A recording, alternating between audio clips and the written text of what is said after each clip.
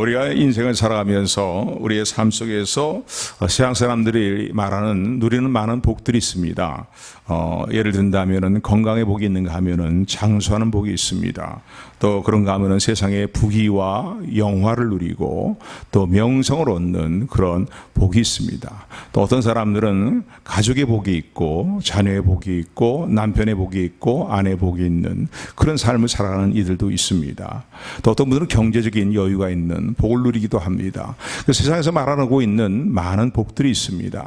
그런데 그런 복들이 정말 진정한 복인가? 물론 다 하나님의 은혜 안에서 복으로 생각한다면은 다 감사할 일들이지만은 일반적인 은혜에서 하나님 주시는 또 복이라고도 말할 수 있겠지만은 진정으로 가장 가치 있는 복은 무엇인가? 어떤 사람이 복 있는 사람인가? 우리 그것을 자세히 한번 잘 알고 있는 내용들이지만은요, 오늘 본문의 말씀 시편 1편의 말씀을 통해서 다시 한번 각성된 마음으로 깨어있는 심령으로 가장 가치 있는 복된 삶을 붙들게 되는 저 여러분들이 되기를 주님의 이름으로 축원을 드립니다. 한마디로 가장 복 있는 삶은 어떤 삶입니까? 그 삶은요, 하나님께서 인정하시는 복된 사람이 될 때에 그 삶이 가장 복 있는 삶이다라고 말할 수 있습니다. 한번 따라하시기 바랍니다. 하나님께서 인정하시는 복된 삶. 할렐루야. 아무리 세상에서의 건강과 장수를 누리고 무슨 가정이 세상적으로 화목하고 다 복이겠지만은요, 그런 복을 누린다 할지라도 하나님께 인정받지 못한다면 그 사람은 진정으로 복 있는 삶이 아닙니다. 할렐루야. 오늘 저 여러분들이 하나님의 은혜로 말미암아 믿음의 생활의 자리에 들어오게 되었고 구원받은 하나님의 백성으로서의 자녀로서의 삶을 살아도록 하나님께서 저와 여러분들을 부르셨습니다. 이제 이 땅에서의 주님이 부르시는 그날까지 영원히 영원토록 우리의 삶이 하나님께서 인정하시는 복 있는 삶을 누리고 살아가는 그러한 복된 여러분들이 되시기를 주님의 이름으로 축원을 드립니다. 할렐루야. 오늘 이 시편 1편은 저와 여러분들이 암송을 줄줄 하고 있는, 많은 분들이 암송하고 있는 그런 이제 시편의 내용입니다. 이 시편 150편은 시편 1편은 시편 150편 전편을 대표하는 시다 라고 말할 수 있는 그러한 이제 시입니다. 그래서 시편의 모든 것을 150편을 담아갖고서 약보재기에 짜갖고서는 쭉 진액을 짜내게 되면은 나오는 그 마지막 진액이 바로 시편이 1편이다 라고 어떤 분들은 그렇게 표현하기도 합니다. 150편의 시편의 전체 내용을 대표하는 시가 시편 1편의 말씀이라고 말할 수 있는데, 오늘 시편은 어떻게 시작이 되냐면요, 오늘 시편의 말씀을 보게 되면 아슐의 하이쉬라고 시작이 됩니다. 시브리 원어로 보게 되면은 아슐의 하이쉬라는 단어로 시작이 되는데, 다른 말을 바꿔서 얘기한다면 복 있는 사람이라는 표현이에요. 어떠한 사람이 복 있는 사람인가? 이러이러한 사람이 복 있는 사람이다라고 시작이 됩니다. 그래서 이 아슐레라는 단어로 시작이 되는데, 아슐레라는 이 시브리의 단어의 원어적인 의미를 보게 되면은 축하합니다라는 의미를 가지고 있어요. 그런가 하면은 얼마나 기쁘십니까? 라는 의미를 가지고 있고, 참 행복입니다라는 단어가 바로 아슐레입니다. 그러니까 참으로 축하받을 만한 행복을 누리는 기쁨이 있는 사람입니다 라고 시작되는 단어가 바로 시편 1편의 말씀이에요. 아슐의 하이쉬, 아슐의 하이쉬. 그리고 시편 1편은 이런 감탄으로 시작이 되는데, 시편 마지막 편에 보게 되면은 150편도 무엇으로 끝나게 됩니까? 할렐루야라고 하나님을 찬양하는 감탄과 찬양으로 끝나게 됩니다. 그러니까 1편과 150편 내용을 연결해서 생각해 본다면요, 시편은 어떤 내용이냐? 참으로 하나님께 그 삶을 인정받는, 축하받을 만한 참 행복을 누리는 사람이 하나님의 은혜로 인하여서 감사하면서 할렐루야 찬양하는 삶이 바로 복 있는 자의 삶이다라는 것을 우리에게 알려주고 있다라고 말할 수 있습니다. 그래서 시편 1편과 150편은요, 아슐의 하이쉬라는 단어와 할렐루야로 끝난다는 사실은 어떤 면으로 볼 때는 좀 매우 우리에게 던져주는 의미 있는 메시지가 있다라고 생각해 볼 수 있습니다. 자, 그렇다면은 오늘 이제 본문의 말씀을 통해서 차근차근히 한 구절 한 구절 살펴보면서 아슐의 하이쉬, 정말로 하나님이 인정하시는 복 있는 사람은 어떤 삶을 살아가는 사람인가 라는 것들을 우리가 알고 있는 얘기지만 다시 한번 각성된 믿음으로 복된 믿음으로 붙드는 저 여러분들이 되기를 주님의 이름으로 축원을 드립니다. 참으로 하나님이 인정하시는 복 있는 사람, 모든 사람이 축하받을 만한 진정으로 행복한 사람은, 참으로 행복한 사람은 어떤 사람이냐? 하나님 보시기에 인간관계에 있어서 복 있는 인간관계를 맺으며 살아가는 사람들이라는 겁니다. 그래서 인간관계를 중요시 여기는데 그 인간관계의 가치를 어디에 두고 있느냐? 하나님 보시기에 이런 인간관계를, 이 사람과 인간관계를 맺고 저 사람과 인간관계를 맺을 때에 하나님이 기뻐하실까? 아니면은 이런 자리에 내가 이 사람들과 함께하는 자리에 앉거나 이 사람들과 함께 뭔가 어떤 일들을 함께 일들을 도모하거나 함께 어울리게 될 때에 하나님이 혹시 싫어하지는 않으시는가? 하나님 마음에 기쁨이 되는가? 이것들을 늘 생각하면서 사람들과의 인간관계를 맺어나가는 사람이 참으로 하나님이 인정하시는 복 있는 사람이다. 아슐의 하이시의 사람이다라고 오늘 본문의 말씀은 그렇게 말씀합니다. 그래서 오늘 1절 말씀은 이렇게 말씀하죠. 우리 1절 말씀이에요. 우리 1절 말씀 같이 합독합니다. 시작. 복 있는 사람은 악인의 꾀를 좇지 아니하며 죄인의 길에 서지 아니하며. 오늘 이 본문의 말씀을 보니까 복 있는 사람은 악인의 길을 쫓지 않는다. 죄인의 길에 서지 아니한다. 오만한 사람의 자리에 앉지 아니한다라고 그렇게 표현을 합니다. 오늘 본문의 말씀을 보게 되면은요, 이 점점 더 참으로 행동의 깊이가 더 깊어지는 모습으로 세 단어를 통해서 표현하고 있습니다. 따른다라는 의미에서 좇는다. 그리고 또 그들과 함께 한다는 서다라는 표현과 그리고 그들과 함께 앉는다, 앉아있다라는 그 표현으로서 표현을 쓰고 있습니다. 그래서 복 있는 사람은 오늘 1절의 말씀을 따라서 생각해 본다면 죄인의 길에 복 있는 사람은 악인의 꾀를 따르지 않는다는 거예요. 악인들의 사악한 꾀를 따르지 않고 악인들의 그 사악한 꾀에 넘어가지 아니하고 악인들의 사악한 꾀를 따르지 않는다라고 그렇게 말합니다. 그러니까 뭐 친구를 사귀든 동료를 사귀든 주변에 어떤 사람들을 사귀든 간에 이 관계가 하나님 보시기 이 관계에서 도모되는 일들이 사악한 꾀를 이루는 것이다. 하나님 보시기 악한 꾀를 도모하는 것이다 할 때에 그들의 사악한 꾀에, 죄악된 꾀에, 죄인의 꾀에 따르지 않는, 악인의 꾀를 쫓지 않는 그런 삶에 처신을 하는 사람이 참으로 하나님이 인정하시는 복 있는 사람이라는 겁니다. 또 그런가 하면은 더 나아가서는요, 죄인의 길에 서지 않는다는 건 무엇입니까? 저들이 도모하는 사악한 꾀로 인해서 죄를 짓는 자리에 함께 참여하고 동참하지 않는다는 것이에요. 더 나아가서는요, 그들이 악을 도모하는 자리에 함께 앉지 않는다는 것은 무엇입니까? 그들이 짓는 죄에 참여하지 않는 참여하는 정도가 아니라 아예 가담하여서 주도적인 위치에서 갖고서는요, 그런 악한 일들을 모의하고 도모하는 자리에 앉지 아니하는 자라는 거예요. 점점 행동의 깊이가 더 깊어지는 모습을 보게 됩니다. 그러니까 우리가 하나님이 기뻐하시고 선하시고 온전한 뜻이 무엇인가를 바르게 분별하지 않고 그냥 무적정 우리가 그냥 믿음 생활을 한다고 하면서 아무 생각 없이 생활하면서 인간관계를 맺어나가면요, 이런 복이 없는 자리에, 하나님이 인정하지 않는 자리에 우리가 설 수 있고 앉을 수 있다는 사실을 여러분 기억하시기를 주님의 이름으로 축원을 드립니다. 여러분 늘 말씀드리지만은요, 요즘은 종교다원주의를 너무나 많이 주장하는 시대가 되었습니다. 포스트 모더니즘 시대에 아주 뚜렷한 현상 중에 하나가 뭐냐면요, 포스트 모더니즘의 사상은 어떤 사상입니까? 다 상대주의적인 거예요. 절대 진리가 없다는 거예요, 그들의 주장은요. 요즘 현대인이 갖고 있는 생각이 이 생각에 빠져 있습니다. 그래서 다 상대적이라는 거죠. 네가 진리라고 얘기하는 건 나에게 진리가 아닐 수도 있다는 거예요. 그러니까 네가 진리라고 여기는 것을 나에게 진리라고 강요하지 말라는 거예요. 그래서 서로의 어떤 인격과 인권을 존중하자는 거예요. 그런데 여러분, 절대 진리가 존재합니까? 존재하지 않습니까? 절대 진리는 하나님의 말씀이라는 사실을 기억하시기를 주님으로 축원을 드립니다. 절대 진리가 존재해요. 모든 게 다 상대적으로 모든 결정되어지는 게 아니에요. 그런데 이 포스트 모더니즘에 빠지게 되는 이 시대에서 나오는 종교적인 사상이, 신앙적인 사상이 뭡니까? 종교다원주의를 용납하지 않은 거예요. 기독교 교계 내에서 뭐 다른 종교에서, 타 종교에서 그런 얘기를 한다면은 별 문제겠지만은 기독교 종교 내에서도 종교다원주의를 용납하는 거예요. 하자는 거예요. 산을 올라가는데 꼭 네가 올라가는 그 길만 정상으로 올라가는 길이라고 얘기하지 말아라.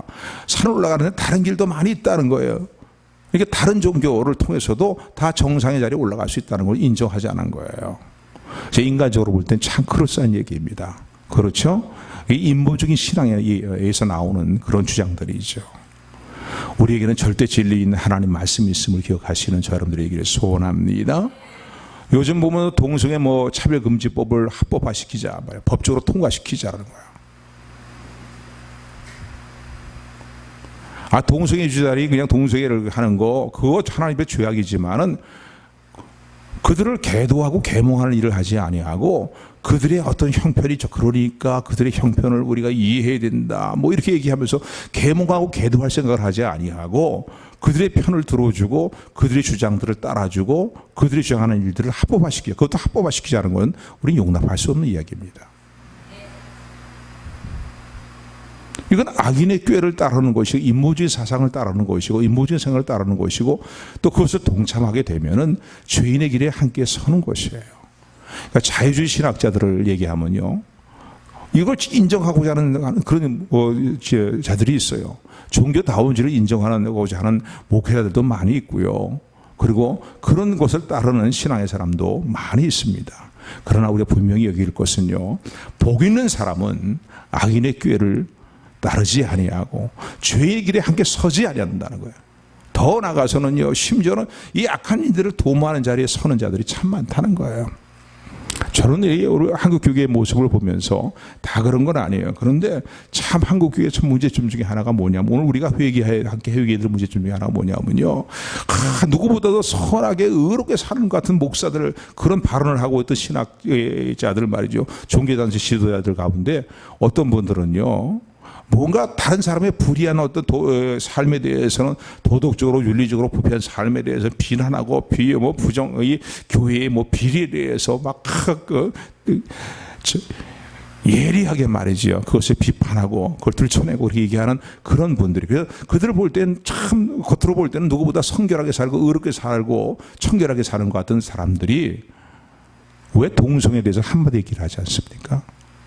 왜 종교다원주의에 대해서 한마디 얘기하지 않습니까? 그런 거 얘기하고 있지 않아요. 우리 기독교 사상과 우리 기독교 신앙과 사회주의 공산주의를 용납할 수 있는 문제입니까? 그런 거 한마디 얘기를 하는 거예요. 한마디 얘기하는 거예요. 그러면서 그 누구보다 신앙생활을 거룩한 신앙생활을 하고 있는 것처럼 이야기하고, 분별력이 없는 사람들은 그들이 정말로 올바른 신앙 지도자인 것처럼 그렇게 생각하는 경우가 너무나 많아요. 우리가 지금 각성된 마음을 가져야 되고, 또 우리 한국 교계를 위해서 기도하고 내 자신을 돌아보면서 기도해야 될 일이라는 사실을 기억하시기를 주님으로 축원을 드립니다. 한번 따라하세요. 무분별하게 생활하지 말자. 알지 못했어요 라고 주님 앞에 말하는 것도 주님이 어느 정도 감안은 하시겠지만은 그것도 죄입니다. 알지 못하고 행하는 것도 죄인 거예요. 왜? 분명히 우리의 삶의 지침소인 하나님 말씀을 우리에게 주셨고, 또 성령이 우리에게 감동하시는데, 성령의 감동을 왜 무시하고 올바른 지침을 왜 무시하고 인본적인 생각을 따르고 인간의 정을 따르고 인간적인 어떤 관계를 더 하나님의 영광보다 인간의 영광을 더 먼저 생각하는 그런 삶의 일을 택합니까? 요한복음 12장에도 보면 그렇게 말씀하고 있잖아요. 저들은 하나님의 영광보다 사람의 영광을 더 귀중히 여긴다는 거예요. 그래서 하나님 편에 서는 일들이 있어서 사람들의 관계가 깨질까 봐 선뜻 나서지 못한다는 거예요. 사람들의 관계가 깨질 때는 깨지더라도 모든 사람과 더불어 화목을 이루는 일들을 늘 도모하되, 히브리서 말씀 보면은 거룩함을 따르라 그랬습니다. 할렐루야. 화목함으로만 모든 사람과 더불어 화목을 이루라 로만 끝나는 게 아니라 모든 사람과 더불어 화목하고 거룩함을 따르라. 이것이 없어는 주를 보지 못하리라 라고 우리 성경은 말하고 있습니다. 화목을 이루되 거룩한 구별된 삶의 일들을 우리가 또 소리 여기지 않는 저 여러분들에게를 소원합니다. 그러니까 가야 될 것, 서야 될 것, 앉아야 될 것을 분명히 하는 사람이 하나님 의 관점에서 하나님 보실 때 어떻게 보실까라는 그런 지침을 가지고 이 우리의 행동과 발걸음과 마음가짐을 갖는 자들이 진정으로 하나님이 인정하시는 복 있는 사람이라는 사실을 기억하시기를 주님으로 축원을 드립니다. 종교다운지를 용납하고요. 그래 다른 종교도 이해해야지 대화하면서 그들은 또 그들 나름대로 선하게 살고 착하게 살고 그들 나름대로 어떤 구원의 길을 도모한다고 하니까 우리가 그들을 이해하고 서로 다투고 싸우지 말고 우리 서로 뭐 독선적인 어떤 생각을 주장하지 말고 독선적인 어떤 우리의 신앙관을 주장하서는 안 되지. 그렇게 나가면 세상적으로 사람들에게 박수갈채를 받을런지 모릅니다. 인기가 있을런지 모르겠지만은 그러나 그것은 하나님이 인정하지 않는 삶의 일이고 정말로 복된 삶이 아니라 저주받을 삶이라는 사실을 기억하시는 저 여러분들이 되기를 소원합니다.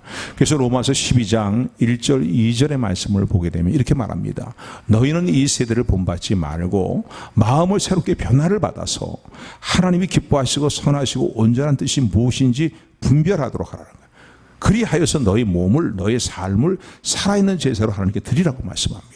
할렐루야. 이 시대는요 정말 분별력이 필요한 시대가 되었습니다. 주님 말씀하신 대로 미혹의 일들이 정말 극심히 많아지고 광명의 천사로 나타나서요 미혹시키는 일들이 많은 이 시대이기 때문에 우리가 하나님의 선하시고 기뻐하신 뜻이 무엇인가를 바르게 분별하기를 힘쓰고 분별이 되었다면은 인간의 정에 이끌리거나 인간적인 관계에 이끌리지 아니하고 어떤 면을 볼 때 내 부모, 친척, 형제보다 또 내 잘 알고 있는 지인들보다 더 주님의 뜻을 따르는 것을 귀하게 여기는 저 여러분들에게를 소원합니다. 물론 그래서 뭐 내 가정 식구들을 믿지 않은 사람보다 더 돌아보지 말고 그들과의 관계를 더 소홀히 하라 그런 말씀이 아니에요. 소홀히 하면은 더 불신자보다 악한 자라고 성경은 말하고 있습니다. 그러나 때로는요 가족 관계보다 하나님의 뜻을 따르는 데 있어서 우선순위 하나님의 뜻을 따르는 일에 도외될 때가 있다는 사실을 기억하시기를 주님으로 축원을 드립니다. 우리 1절 말씀 다시 한번 같이 합독합니다. 시작. 복 있는 사람은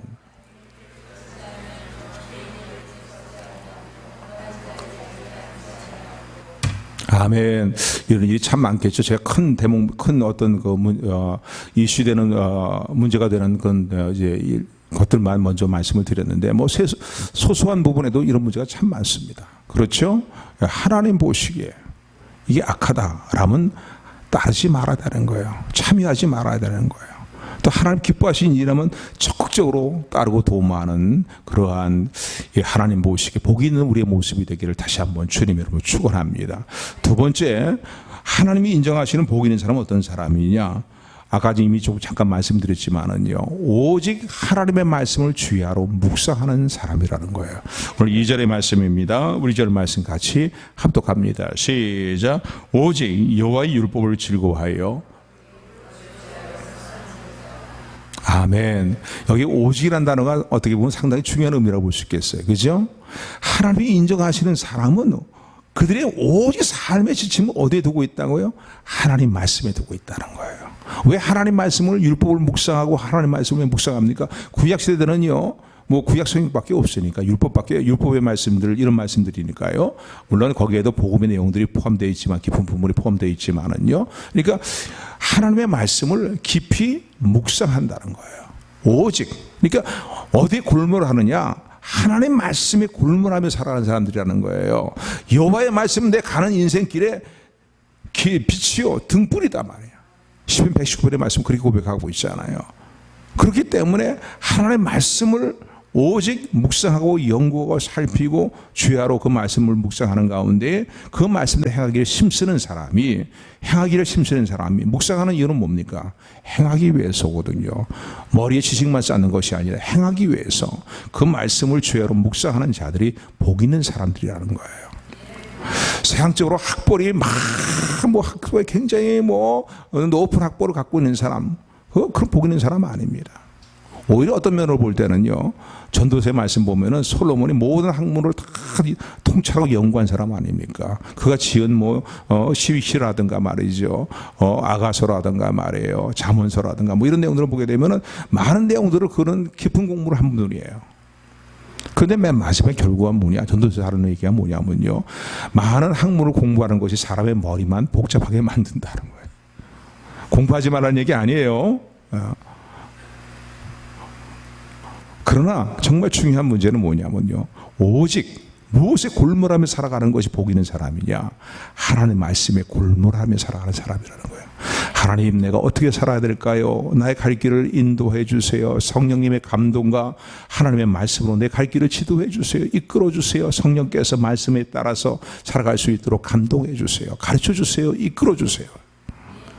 이런 사람이 복 있는 사람이라는 사실을 기억하시기를 주님의 이름으로 축원을 드립니다. 그러니까 묵상한다는 말의 의미는 뭡니까?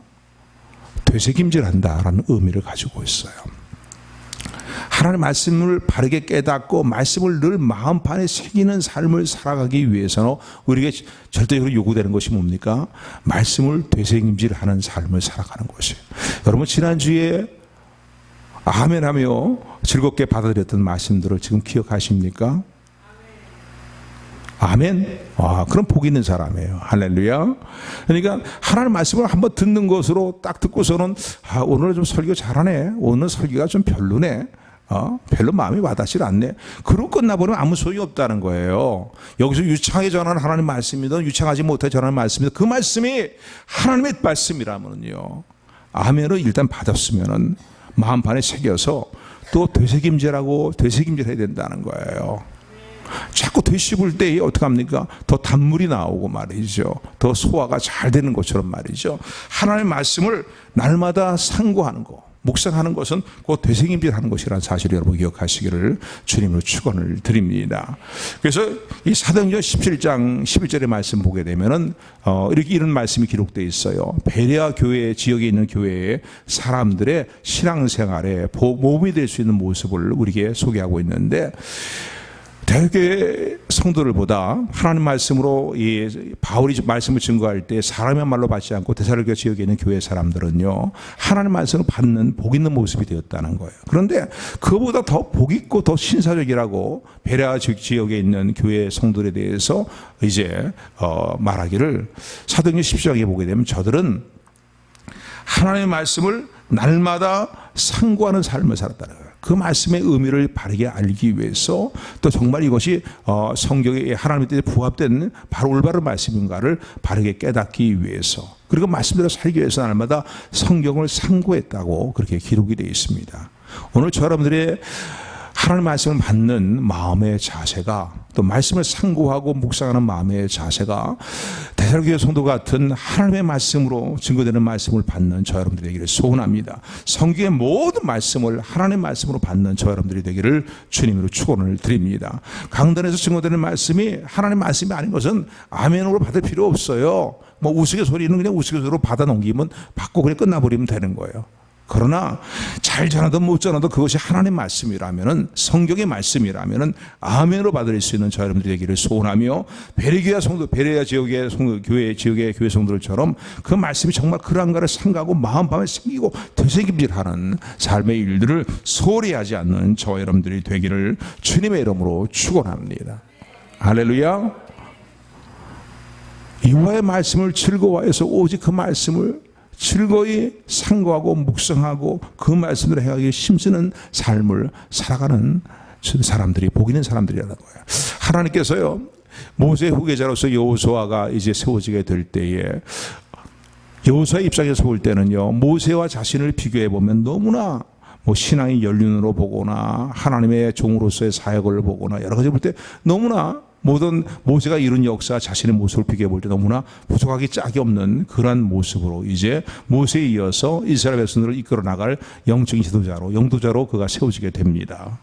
그런데 그래서 마음의 한편으로는 자기보다 나이가 많은 연장자들이 있고 장로들이 있고 그런 상황 속에서 인간적으로 볼 때는 연약함과 두려움을 느낄 수 있는 여호수아에게, 그리고 앞으로 맡길 사명을 어떻게 감당해야 할 것인가, 뭔가 자신의 연약함을 생각하고 있는 여호수아에게 하나님이 이렇게 말씀합니다. 너는 이 말씀을 내 곁에 두고 주야로 묵상하고 상고하고 그 말씀에 기록된 대로 다 지켜 행하라는 거예요. 그리하면 너희 가는 길이 평탄하리라, 내가 형통하리라고 말씀합니다. 할렐루야. 하나님 말씀을 내 곁에 두고 주야로 묵상하고 그 말씀에 기록된 대로 지켜 행하라는 거예요. 그게 하나님께 인정받는 복 있는 삶이고 내 가는 길이 평탄하고 형통한 하나님의 뜻을 이루어가는 삶의 방법이라고 말씀하시는 주의 음성을 마음에 새기는 저 여러분들이 되기를 소원합니다. 그래서 말씀을 듣는 순간 듣고만 끝나버리면 안 돼요. 우리 청년 청소년 수련회 가서 우리 청년 청소년들이 은혜 받고 왔는데 남는 중요한 메시지가 있죠. 그건 뭡니까? 마귀의 장난감이 되지 말자. 한번 청소년들만 다시 한번, 오늘 뭐 좀 청년들이 많이 빠졌네. 다시 한번 시작해 봅니다. 시작. 청년 아닌 우리 오히려 그랬는데 마귀의 장난감이 되지 말라. 마귀의 장난감이 되지 말라. 성령을 따라 살아가는 삶을 살아야지 원수 마귀의 유혹을 따라서 조롱을 따라 살아가는 그런 삶이 되서는 안 된다는 거. 내가 어떤 신분의 사람인데 나는 하나님의 사람인데 나는 하나님의 자녀인데 이런 영적인 긍지를 손상시키는 조롱거리가 되지 않는 일들을 매 순간 결단하는 저 여러분들이 되기를 소원합니다. 그러기 위해서 어떻게 해요? 받은 바 은혜의 말씀들, 주신 말씀들을 마음에 자꾸 새기고 되새김질을 해야 된다고요. 되새김질을 해야 돼요. 왜 여기다 팔찌를 만들어서 거기다가 문구까지 새겨갖고서 왜 그렇게 그 강사 목사님이 왜 이렇게 나눠주겠어요? 보고 또 되새김질하고 또 상고하고 기억하라는 거예요. 기억만 하지 말고 어떻게 해요? 지켜 행하라는 거예요. 매 순간순간 결단하는 거예요. 하루 살아도요, 저도 목사지만 얼마나 많은 유혹과 미혹의 일들이 있는지 몰라요. 그렇지 않아요. 솔직히 고백하면 그렇지 않습니까? 다 그렇지 않습니까? 보고 듣는 거 모든 게 다 유혹거리라고요. 미혹거리라고요. 그걸 어떻게 이겨나가겠어요? 하나님의 말씀과 성령의 감동으로 이겨나간다는 사실 여러분 기억하시기를 주님으로 축원을 드립니다. 그래서 말씀을 상고하는 생활이 정말 중요해요. 밴드 성경 공부 계속 합시다 하는데 한동안 따로 갔다가 다 중단한 사람들 손을 놔버린지 다시 시작할게요 말만 그렇게 하지 시작하지 않아요. 아직 다시 시작하기를 주님으로 축원합니다. 할렐루야. 아멘 했어요. 아멘 했어요. 분명히. 예. 주님이 다 들으셨을 거예요.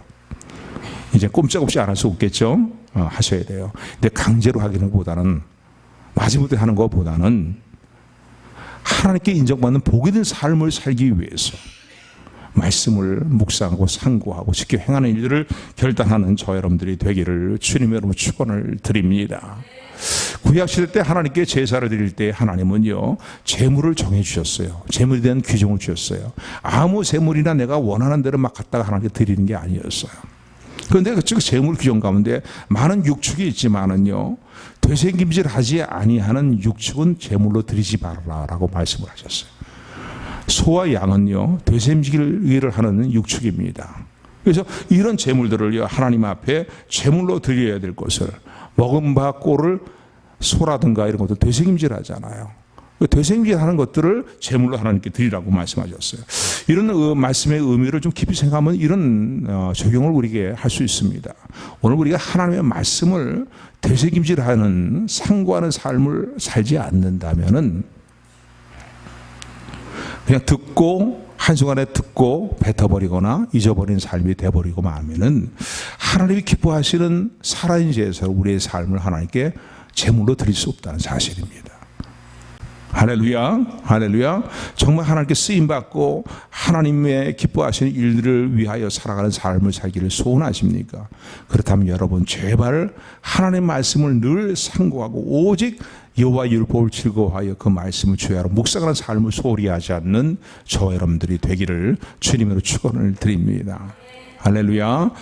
우리 신재진 집사님 이렇게 볼 때마다요. 이렇게 이제 수요일 저녁이라든가 이렇게 오실 때 보게 되면은 항상 먼저 와 계세요. 먼저 계시는데 뭘 하시나 보면 뭐를 이렇게 그냥 잘 안 보이시는 눈에 그냥 잘 들여다보고 있어요. 노트 한 권 들고 보고 계세요. 근데 보니까 거기에 매주 설교 내용들을 기록을 하셨더라고요. 그리고 그걸 자꾸 보시는 거예요. 또 보시고 또 보시고요.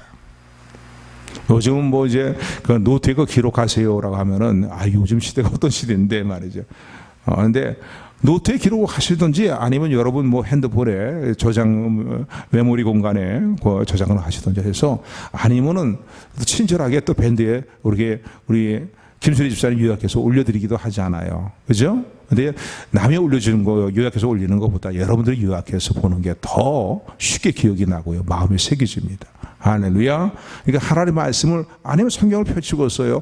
지난주에 설교가 무엇이었던가? 또 내가 지난주에 보다가 잠깐 수련하다 보니까 이 구절이 내 마음에 와닿았어. 이 말씀의 의미가 뭔가? 전후자를 보면서 말이죠. 하나님의 말씀을 주야로 상고하고 내 삶의 지침으로 삼는 하나님이 인정하시는 복 있는 삶을 살아가는 저 여러분들이 되기를 주님으로 축원을 드립니다. 근데 이렇게 살아갈 때에 이렇게 살지 않는 사람들과 이렇게 살아가는 사람들과 사이에는 현저한 대적인 결과의 차이가 있다는 사실을 오늘 본문은 말씀하고 있습니다. 그러니까 믿음의 사람들은 의인이에요. 그러나 믿음으로 살지 않는 사람들은 악인들이죠. 아무리 상식으로 선량하다고 하는 사람들도 하나님이 인정하지 않고 예수 그리스도를 그리스도로 인정하지 않고 살아가는 사람들은 그들은 의인이 아닙니다. 왜냐하면 죄가 없는 사람이 없기 때문이에요. 그들은 악인입니다. 성경에 오늘 말하고 있는 의인은 믿음의 사람이고 그 믿음의 사람들 가운데 특별히 다 우리의 믿음으로 의롭다 인정을 받았지만은 하나님께 의롭다 인정을 받았지만은 우리의 삶의 질 자체가 정말 하나님께 인정받는 의인의 삶의 일들을 결단해 나가는 저 여러분들이 되기를 소원합니다. 주야로 하나님의 말씀 묵상하고 인간관계를 복 있게 처신하고 그런 가운데 잘못된 일이 있으면 회개하고 그 자리에서 돌이켜서 십자가의 보혈을 붙들 뿐만 아니라 다시 말씀 붙들고 일어서는 저 여러분들이 되기를 소원합니다. 이렇게 살아갈 때 그렇게 사는 사람과 그렇게 살지 않은 사람들의 삶에는 현저한 대적인 삶의 결과에 차이가 있다는 것을 오늘 본문이 말씀하고 있어요. 오늘 본문의 말씀 보게 되면 3절입니다. 3절부터 4절 말씀 같이 합독합니다. 시작. 저는 시냇가에 심은 나무가 다 같이 한 목소리로 3절 4절 시작. 저는 시냇가에 심은 나무가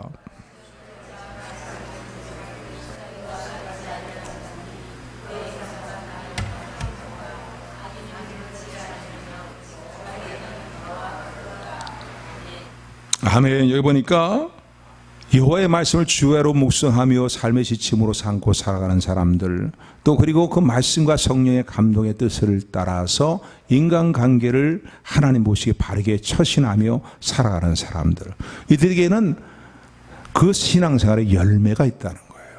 할렐루야. 우리가 예수님 믿고 전에 죄를 짓지 않는다, 그런 말씀의 의미가 아니라 우리가 예수님 믿고 거듭난 사람이면 거듭난 사람다운 열매가 나타나야 되잖아요.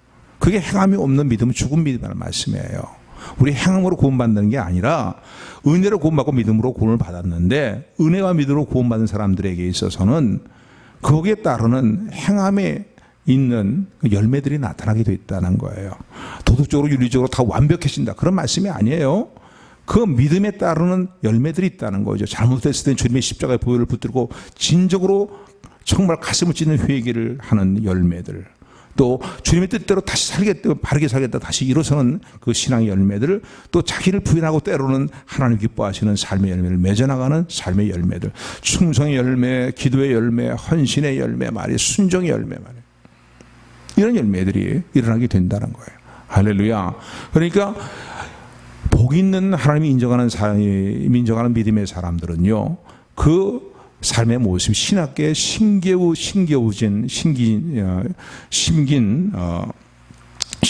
나무와 같다라고 표현합니다. 이 이스라엘 지역을 가보게 되면은 이 광야 지역이라든가 이런 지역에 있는 나무들을 보면요, 바짝 마른 나무들이고, 그런 지역의 나무들의 공동의 특징이 있어요. 바짝 대부분 말라 있을 뿐만 아니라 아주 그냥 날카로운 앙칼지게 가시들이 돋아 있는 곳이 그런 지역에 있는 나무들의 모습입니다. 그러나 시냇가에, 가령 예를 든다면 요단강가라든가 지중해 연안이라든가 이런 데 심겨진 나무들은 어떻게 해요? 잎사귀가 푸르고요, 또 희절을 쫓아서 열매를 풍성히 맺는다는 거예요. 할렐루야. 그러니까 열매 맺는 신앙생활이, 하나님 기뻐하시는 열매 맺는 신앙생활이 이루어지게 된다는 거예요. 왜 이렇게 열매를 맺을 수 있어요? 시냇가에 심기어워졌기 때문이에요. 여기 보면은 심은 나무로 했어요. 그냥 야생나무가 아니고 뭐예요? 심기어워진 나무라는 거예요. 하나님의 손에 의해서, 주님의 손에 의해서, 시냇가에 심겨진, 계속 끊임없이 이 수분을 공급받고 양분을 공급받아서, 그러니까 잎사귀가 푸르청청하고 열매를 맺게 된다는 거예요. 할렐루야.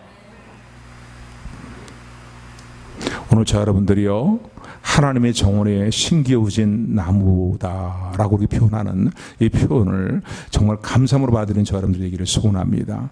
우리 주님이 정원사가 되셔서요 우리를 돌보시고 다듬으십니다. 할렐루야. 그러므로 때를 따라 씨를 쫓아 열매를 맺게 하시는 하나님의 은혜에 감사하는 저 여러분들이 되기를 주님으로 축원을 드립니다.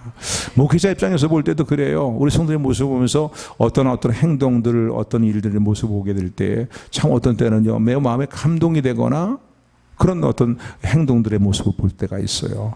그러면 야 하나님께 먼저 감사하는 마음이 들지요. 감사하는 마음이 들어요.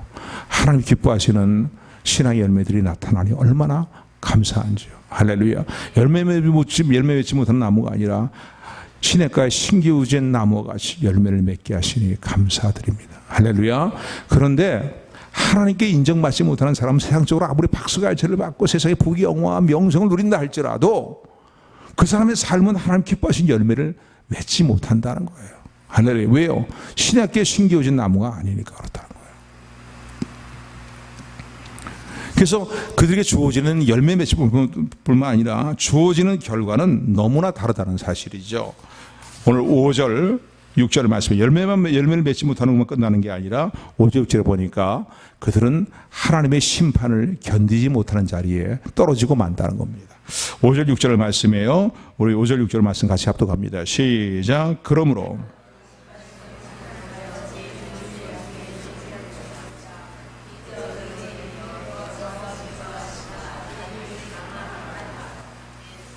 아멘. 여기 보니까 5절에 보니까 그러므로 악인이 심판을 견디지 못하며 죄인이 의인의 회중에 들지 못한다는 겁니다.